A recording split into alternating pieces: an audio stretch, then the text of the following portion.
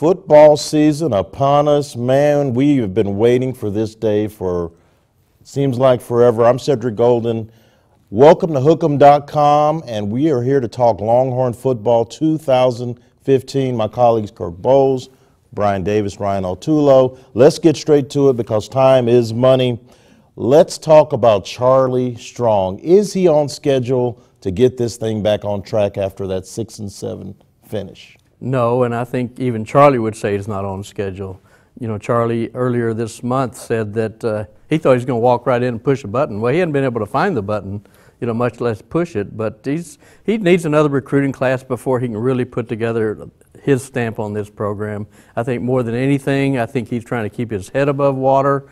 And because of the losses last year on defense, his top rushers, 2 top receivers, I think their window is probably somewhere between 5 and 8 wins.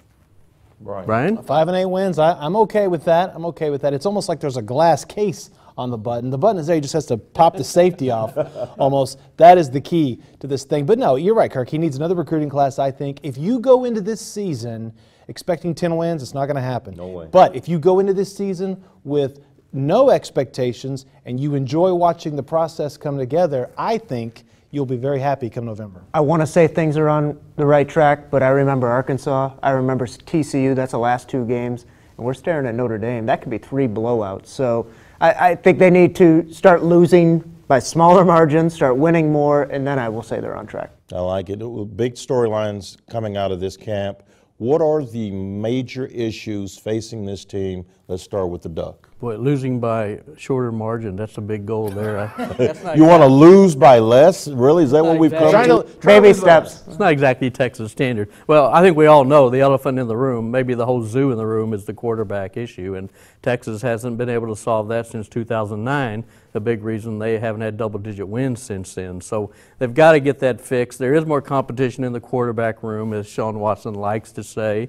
Tyrone Swoops has looked better, but all we remember is that he went 5-7 in his 12 starts through almost as many interceptions as touchdowns, 11-13, and actually played worse toward the end of the year. So even though he's looked better, I think we haven't seen him in live action where he's really getting hit, reading defenses on the run.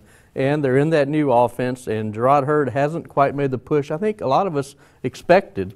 And so I don't know how firm that competition is, but I think Gerard Hurd will play, and whoever's going to get the job done will win it on the field in September. Brian? Well, I think that whoever the quarterback is going to be, they're going to be standing behind a much better offensive line this year. To me, that is what I am most excited to see at Notre Dame and at Rice. I'm excited to see Connor Williams, excited to see Patrick Vahe, 2 brand new freshmen who have come in and really been unafraid to mix it up.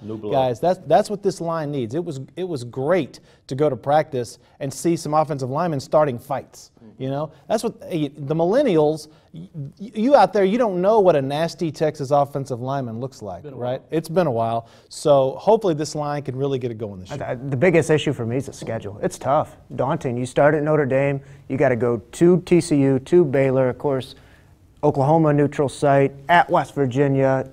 Cal's no pushover at home. I think Texas could be a better team this year, and I don't know if it'll be reflected in the record. Yeah, mine real quick is the defense. You lose 6 starters. Those guys are playing in the NFL, most of them, and those 6 starters were part of a defense that got shredded at times. What are these newbies going to do with this tough schedule and the general lack of experience on that side of the ball? And finally, let's get to the youngsters, talking about inexperience. Charlie could play as up to a dozen freshmen. Which one stands out to you as a guy that could make plays? I'm going to start with Malik Jefferson. Who is he? Which one's he? Well, I know he's the best freshman. That guy. We'll move on. Who do you have after freshman. that? Yeah. That's right. Well, I'm going to go with the guy Brian mentioned, Connor Williams. He could be right tackle. He might even be left tackle.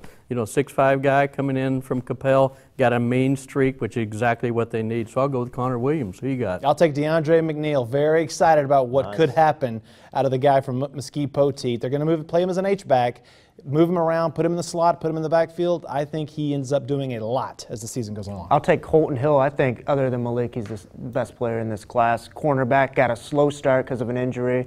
He'll be ready to go once the season starts. Well, there you have it. Football season is here. We're going to be all over it for the next 5 or 6 months or however long it takes, up to a bowl game, hopefully. That's right. In the meantime, Keep up with our updates on hook'em.com. Ced Golden, Kirk Bohls, Brian Davis, and Ryan Autullo. We'll see you at the games.